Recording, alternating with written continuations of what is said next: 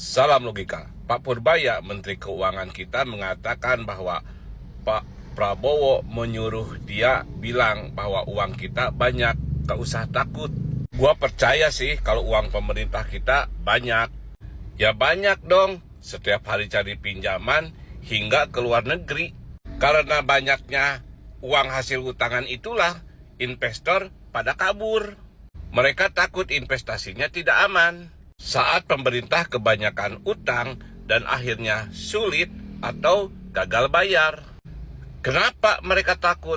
Karena mereka tahu uang hasil pinjaman tersebut dipergunakan untuk konsumsi, kegiatan yang tidak menghasilkan pendapatan negara.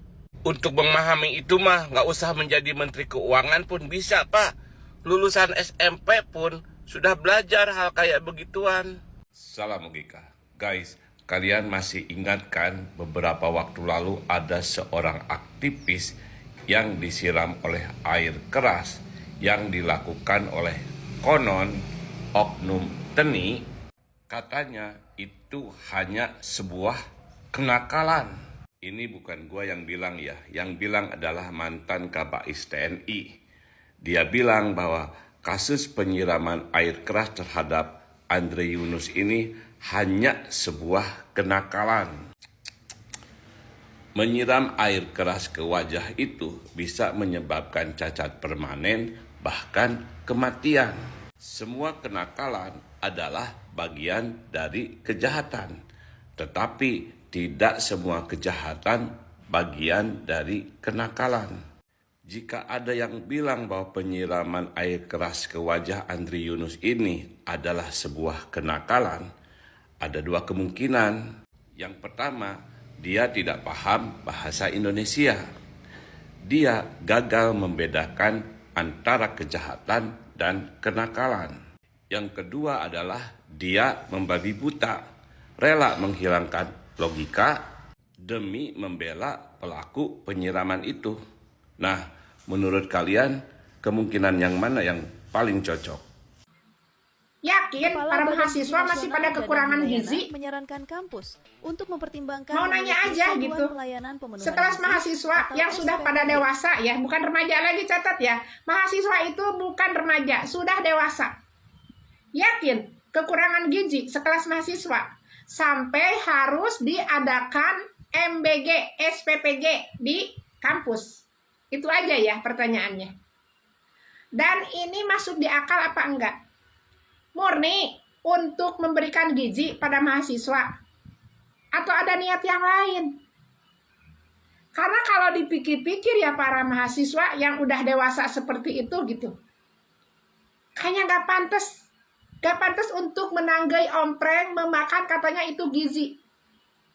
Emang ada mahasiswa yang masih kekurangan gizi yang udah dewasa?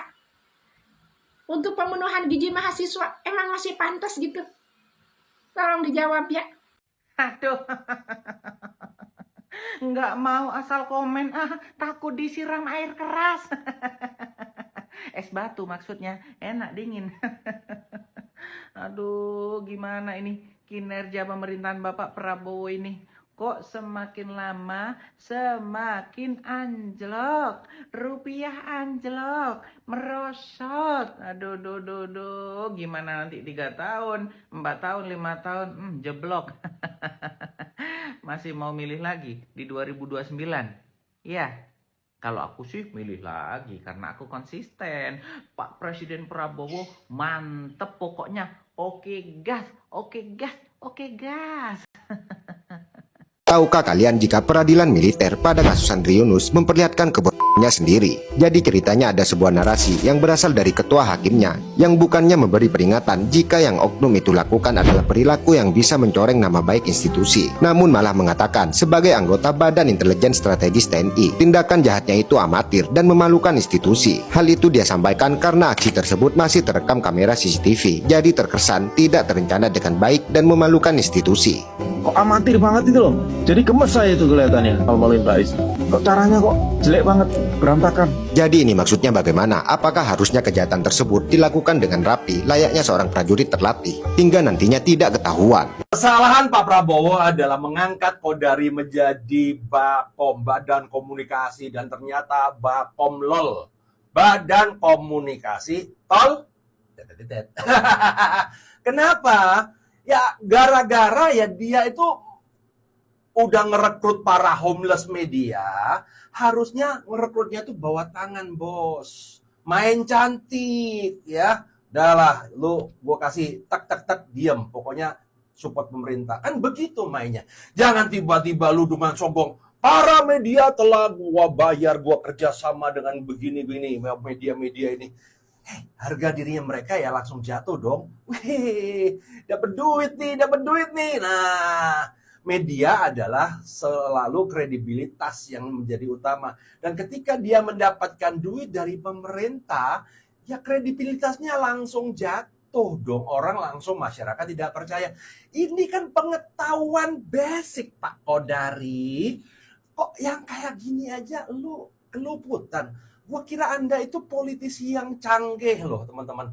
Berpengalaman berpuluh-puluh tahun, jago banget, sat. Ternyata cuma jago jilat doang, otaknya nggak nyampe. Wes. Nah, ini sekarang gua tanya nih, pertanyaannya, masyarakat nih bertanya nih, yang benar siapa nih, ya? Anda bener nggak hubungin mereka? Atau mereka yang menyangkal? Siapa nih? Jangan-jangan lu sebar hoak, Pak Kodari. Kan buktinya mereka pada media-media pada nyangkal nih. Badan Komunikasi Pemerintah gandeng 40 media homeless jadi mitra pemerintah. Mitra loh ya, bukan buzzer. Tapi yang bikin gue penasaran, siapa yang ngasih data media ke si Kodari ini? Datanya nggak valid. Masa Badan Komunikasi Pemerintah bikin hoax? Kan nggak mungkin, ya nggak? Soalnya 3 dari 40 nama media yang dicatut udah klarifikasi. Mereka tidak tergabung dalam mitra pemerintah. Jadi tolonglah untuk timnya si Kodari ini kerjanya lebih bener lagi. Malu-maluin. Tapi jujur, sebagian besar dari 40 nama media yang disebut itu gua follow, gua ikuti beritanya, update sosialnya, sampai hiburannya. Nah setelah ada info ini nih, kayaknya gua wait and see. Kalau nggak ada klarifikasi, ya wis, gua unfollow. Karena bagi gua, independensi dari sebuah media itu hal yang mutlak. Meskipun itu bukan media resmi. Tapi yang paling gua tunggu-tunggu itu adalah si Kodari ini ngeluarin nama-nama konten kreator dan influencer yang menjadi mitra pemerintah. Agar kita sebagai rakyat tuh jelas gitu lihatnya. Mana yang beneran membela rakyat, mana yang kelihatannya membela rakyat. Menteri Sosial terdiam setelah dikasih paham sama organisasi yang beneran peduli sosial. Baru-baru ini, Kemensos kena semprot netizen akibat adanya anggaran tak masuk akal untuk pengadaan sepatu senilai Rp700.000 per pasangnya. Aroma korupsi yang begitu kuat ini berhasil ditepis oleh sang menteri. Ironisnya, satu fakta memalukan justru gagal ditutupi. Sepatu ini rencananya akan dipakai untuk siswa sekolah rakyat, dan awalnya publik sama sekali tidak curiga, sampai akhirnya nilai anggarannya bocor dan langsung bikin heboh. Isu kian panas setelah tersebar foto sepatu yang diduga dibagikan harganya tak sampai Rp200.000-an. Menteri Sosial langsung membantah tuduhan tersebut. Ia berdalih sepatu itu adalah sumbangan Gubernur Jawa Timur, sementara program Kemensos masih dalam tahap perencanaan anggaran. Secara birokrasi semuanya benar, tapi secara moral ada kesalahan struktural yang tak bisa dibiarkan. Pasalnya, sekelompok relawan telah berhasil menjalankan program serupa secara swadaya dan biayanya sangat mengejutkan. Gerakan Mengajar Desa mengaku telah menyalurkan sepatu untuk anak-anak korban banjir di Aceh dengan melibatkan UMKM lokal dalam proses produksinya, dan harga per pasangnya cuma Rp35.000 saja, namun disebut tetap awet hingga sekarang.